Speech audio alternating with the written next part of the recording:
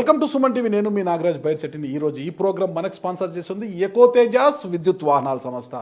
ఈరోజు మన అతిథి జనసేన పార్టీ వీర మహిళ, జనసేన పార్టీ రాష్ట్ర అధికార ప్రతినిధి కీర్తన గారు మనతో ఉన్నారు. ఆవిడని అడిగి పూర్తి వివరాలు మనం తెలుసుకుంటాం. నమస్తే కీర్తన గారు. నమస్తే. మీ పూర్తి పేరేంటండి? పరింగిశెట్టి కీర్తన.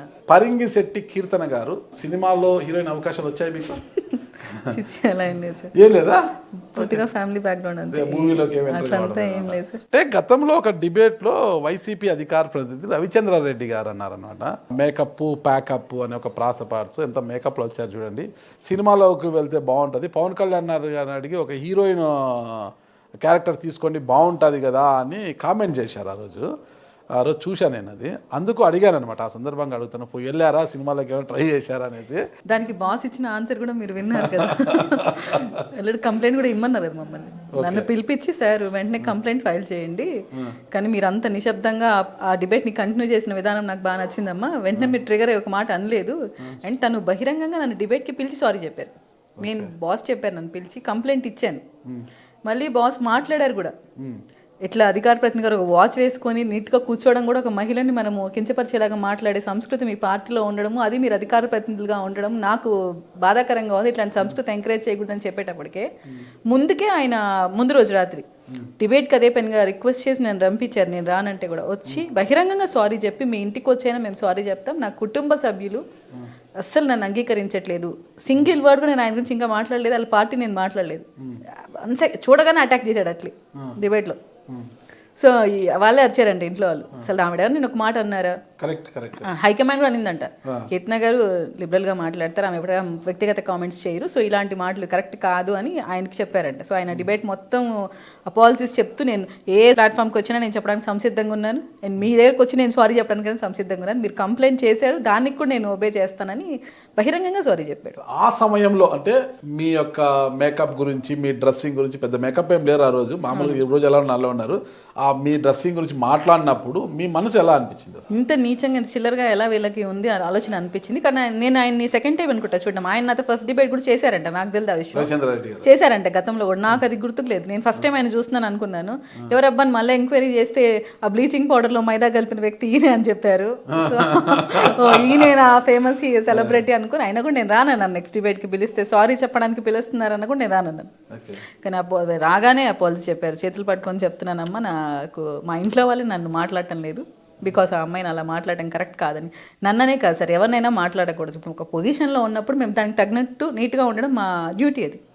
అదే పొజిషన్ అయినా ఇప్పుడు డాక్టర్ అంటే డాక్టర్ లాగా ఉండాలి, నర్స్ అన్నాక నర్స్ లాగా ఉండాలి. ఒక ప్రొఫెషనల్ మంది స్పోక్స్ పర్సన్స్ కావచ్చు డిబేట్లలో. అంటే కీర్తన గారు డిబేట్కి వచ్చిన ప్రతిసారి ఏదో ఒక క్రిటిసిజం చేసేవాళ్ళు. ఎలా ఉండేది అప్పుడు మీకు అసలు వైసీపీ? నేను అదే చెప్తున్నాను. ఇప్పుడు మేము వచ్చిన తర్వాత నేను వెంకటరెడ్డి అన్ననో లేకుంటే నాగార్జున యాదవ్ అన్ననో నేను ఎవరిని కూడా వాళ్ళు వ్యక్తిగతంగా మాట్లాడటం. ఆ రోజు మేము డిబేట్లో ఉన్నప్పుడు ఒకసారి నాకు ఇయర్ ఫోన్స్ పక్కన పడేశాను. జెండా కూలీలు అంటున్నారు, మీ పార్టీకి ఒక అజెండా లేదు, పవన్ కళ్యాణ్ గారు ఏ తీరు పట్టుకున్నా తీరుపోతే, ఎన్ని మాటలు అంటే వ్యక్తిగతంగా ఆయన ఫ్యామిలీ గురించి కూడా మాట్లాడిన వాళ్ళు ఉన్నారు. అంటే హెల్తీగా ఉండాలి డిబేట్. సినిమా డైలాగ్ కూడా చెప్పారు కదా, ఒక ఆడది రోజుకు పడుతుంది, 10 రోజులకు పడుతుంది, మొత్తానికి ఆడది మగవాడికి పడాల్సిందే అన్న డైలాగ్ కూడా వాడారు కదా. అది సినిమా వేరు, పొలిటికల్ లైఫ్ వేరు. అప్పుడు జగన్మోహన్ రెడ్డి గారు పొలిటికల్ లైఫ్ లోకి వచ్చి పబ్లిక్ మీటింగ్స్ లో ఎలాంటి మాటలు మాట్లాడారో మీకు తెలియదా? పవన్ కళ్యాణ్ గారు వ్యక్తిగత జీవితం గురించి, పిల్లల ముందర అమ్మఒడి పథకాలు ఇచ్చేటప్పుడు, లేదంటే నారు నీరు ప్రోగ్రామ్ చేసేటప్పుడు, ఇట్లాంటి ప్రోగ్రామ్స్ అప్పుడు కూడా ఆయన వ్యక్తిగత జీవితం గురించి మాట్లాడుతున్నాడు.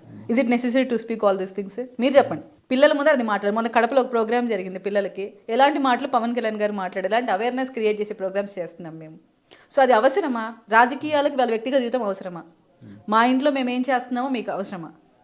మేము పొలిటికల్గా వచ్చినప్పుడు మేము కరెక్ట్గా ప్రజలకు సర్వీస్ చేస్తున్నామా లేదా, మమ్మల్ని ఎంచుకునే నియోజకవర్గాలు కరెక్ట్గా పరిపాలన అందిస్తున్నామా లేదా, అది కదా చూడాలి. ఈ వైసీపీ గవర్నమెంట్లో ఎవరైనా ఒక సబ్జెక్ట్ మీద ఒక 10 నిమిషాలు ప్రెస్ కాన్ఫరెన్స్ హోస్ట్ చేసి ధైర్యం ఉందా? మీరు చూశారు కదా ఎన్నో ఇంటర్వ్యూస్, మీరే ఎన్నో ఇంటర్వ్యూస్లో వాళ్ళు దొరికిపోయారని కూడా మీరు గమనించారు. ఒక 10 నిమిషాలు సార్ పలానా శాఖ గురించి, పలానా నియోజకవర్గం గురించి మాట్లాడేటట్టు పెడితే ప్రెస్ మీట్ అది బాగుండేది. రోజా గారు కానీ అంబేద్కర్ కానీ ఎంతసేపు పవన్ కళ్యాణ్ గారిని టార్గెట్ చేయడం. ఈవెన్ ఇప్పుడు మాకు ఒక మీరు టార్గెట్ చేశారు కదా, ఎందుకు టార్గెట్ చేసాం?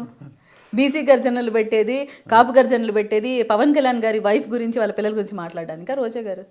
వాళ్ళ బాబున వాళ్ళ పాపన ఒక మాట అంటేనే, ఒక కారు గురించి అంటేనే ఏడ్చేస్తున్నారు రోజా గారు. మీ సుమన్ ఇంటర్వ్యూలోనే ఏడ్చేశారు ఆవిడ. నేను కారు కొన్నందుకు, కుమారస్వామి అన్న నన్ను హగ్ చేసుకున్నందుకే నన్ను చీప్గా ట్రోల్స్ చేస్తున్నారు అని అన్నారు. సో అదే వాళ్ళ ఫ్యామిలీకి కూడా ఉంటుంది కదా, అదే అఖిరానంద్ కూడా అట్లే బాధపడతాడు కదా, ఆద్య కూడా అలాగే బాధపడుతుంది కదా, అలాగే అన్న లెజ్వానా కూడా అట్లే బాధపడతారు కదా. సో అది మీ ఫ్యామిలీ ఎలాగో మా ఫ్యామిలీ కూడా అలాగే.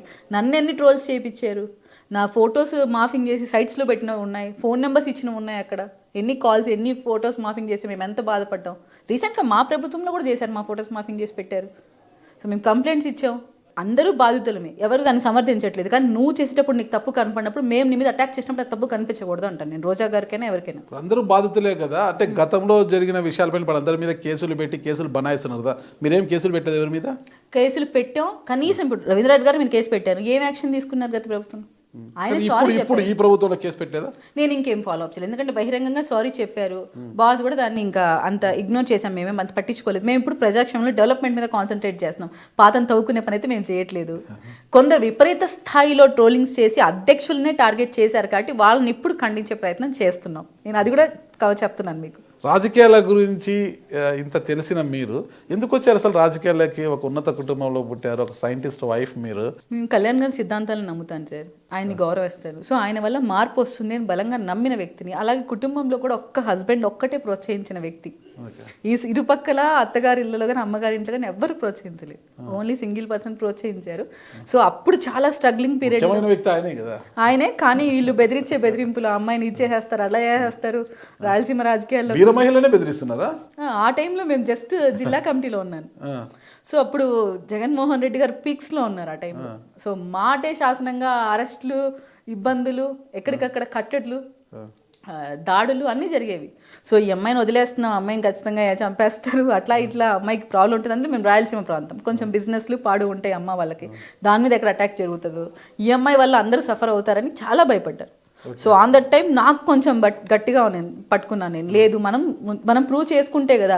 సో ఎప్పుడైతే పార్టీ కంట్రోల్లోకి వెళ్ళిపోయి మేము స్టేట్ పొజిషన్స్లోకి వెళ్ళామో, పార్టీ సెక్యూర్ చేస్తుంది మన బిడ్డని అన్న ధైర్యం ఫ్యామిలీలో వచ్చింది. సో ఇప్పుడు అందరూ సపోర్ట్ చేస్తున్నారు.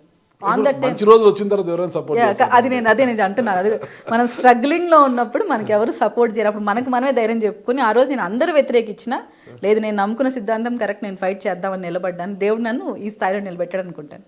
ఒక్కసారి మీ కుటుంబ నేపథ్యం గురించి వివరించండి. నాన్నగారి పేరేమిటి? కృష్ణమూర్తి, అమ్మగారు విజయలక్ష్మి గారు. రాజంపేట, నందులూరు. సో అక్కడ హ్యాపీగా మాకు ఫార్మ్స్ ఉన్నాయి, ల్యాండ్స్ ఉన్నాయి. So well settled. సంతానం మీరు? ఇద్దరు, తమ్ముడు నేను. తమ్ముడు ఏం చేస్తారు? తమ్ముడు సాఫ్ట్వేర్. మీ స్టడీస్ అంతా? నాది బీటెక్ డిగ్రీ అయిపోయింది, ఇప్పుడు ఎల్ఎల్బి కూడా కంప్లీట్ అయింది. ఓకే. సో హ్యాపీగా మ్యారేజ్. ప్రైమరీ ఎడ్యుకేషన్ అంతా కూడా కడప, నందలూరు కదా ఉండేది, కడపలో. కానీ తాతయ్య వాళ్ళు అమ్మమ్మ వాళ్ళు బాగా అక్కడ ఎడ్యుకేషన్ బాగుంటుందని కడపలో పెట్టి చదివించారు. దెన్ ఆఫ్టర్ మ్యారేజ్ నేను డిగ్రీ కంప్లీట్ చేసుకున్నాను. ఆఫ్టర్ మ్యారేజ్ అంటే ఎప్పుడు మ్యారేజ్ అయింది మీకు? 2011లో డిగ్రీ కంప్లీట్ చేశాను. మీరు ఇక్కడ చేసుకున్నాను చిత్తూరు. పెళ్ళప్పుడు ఏం చదువుతున్నారు మీరు? ఇంటర్ అయిపోయి డిగ్రీ చేస్తా ఉన్నాను. ఇంటర్లో ఏ group? CEC. Degree BCom. Pass అయ్యారా? అయిపోయింది సార్. బీకామ్ ఆనర్సా జనరలా? జనరల్ చేశాను. అమ్మాయిలంతా బైపీసీ అది చేసేదో నర్సింగ్ పోలనో లేదంటే మెడిసిన్ చేయాలనో ఏజీబీఎస్ అనుకుంటారు కదా, బయట పంపి అంత థింకింగ్ అయితే ఎవరికి లేదు సార్. హ్యాపీగా మ్యారేజ్. రిచ్ ఫ్యామిలీ మీరు? అలా ఏం కాదు, వెల్ సెటిల్డ్. హ్యాపీగా మ్యారేజ్ చేసాం. ఒక సైంటిస్ట్ అబ్బాయి బాగా చూసుకుంటాడు, ఇంక మనకి ఎందుకు, మన పాప ఏం జాబ్కి వెళ్ళాలని. సైంటిస్ట్ ఇంటర్మీడియట్ అమ్మాయిని ఎందుకు పెళ్లి చేసుకున్నాడు? ఆయన డిగ్రీ చేస్తున్నాను కానీ ఆయనకు నచ్చాను, ఆయన చేసుకోవాలనుకున్నారు. నచ్చారా? ఎక్కడ చూసారు? పెళ్లి సంబంధాలు వచ్చినప్పుడు చూశారు. సో ఈ అమ్మాయి మాకు నచ్చింది అనుకున్నారు, కావాలని చేసుకున్నారు. ఒక సైంటిస్ట్, ఒక పీజీ చేసిన అమ్మాయి, కనీసం డిగ్రీ పాస్ అయిన అమ్మాయినో ఒక బీఎస్సీ చదివిన అమ్మాయినో కోరుకుంటాడు.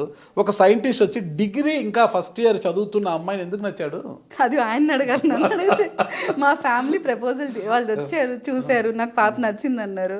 వాళ్ళ ఇంట్లో కూడా ఈ అమ్మాయి కావాలనుకున్నారు, ఆ రోజు చేసుకున్నారు. హ్యాపీగా ఖచ్చితంగా ఈ అమ్మాయి కావాలని వాళ్ళు చేసుకున్నారు. నచ్చాడా లేదా? నచ్చారు సార్, చేసుకున్నాను. హ్యాపీగా లైఫ్ కంటిన్యూ అవుతుంది. ఇద్దరు సార్, ఇద్దరు పాపలు. పాప 7th, సెకండ్ పాప 3rd. ఒక పాప 7th, ఒక పాప 3rd క్లాస్. మీ హస్బెండ్ ఎక్కడ చేస్తున్నారు? ఇక్కడ గాదంకి దగ్గర ఎన్ఆర్ఎల్ అని ఇక్కడ ఉంది, దాంట్లో చేస్తున్నారు. ఎస్సీగా ఉన్నారు ఇప్పుడు. మంచి లైఫ్, మంచి ఫ్యామిలీ.